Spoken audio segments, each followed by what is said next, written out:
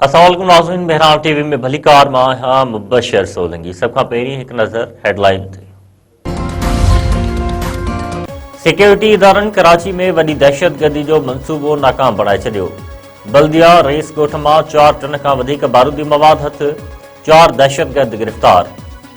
AIG CTD Zulfikar लाड़िक ऐं DIG Asfar मैसर गॾियल प्रेस कॉन्फ्रेंस कंदे चयो आहे त दहशतगर्दी जे ख़तरनाक मंसूबे जी ॿाहिरियनि मुल्कनि मां मंसूबाबंदी कई वई।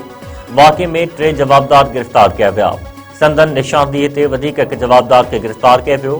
AIG CTD ज़ुल्फ़कार लाड़िक ऐं DIG असफर मैसर चयो आहे त जवाबदारनि कराची खां 35 किलोमीटर परे किराए ते जॻह वरिती हुई।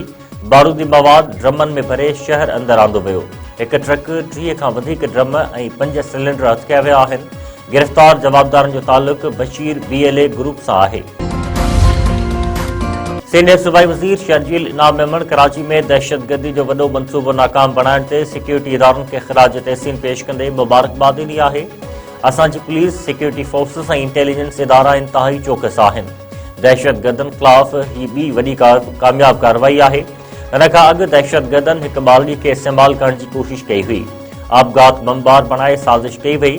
पंहिंजे बयान में शर्जील इनाम मेमण चयो आहे त ताज़ी कार्रवाई दौरान 2 टन खां वधीक बारूदी मवाद बरामद कयो वियो, जंहिंसां वॾी तबाही थी सघे पई।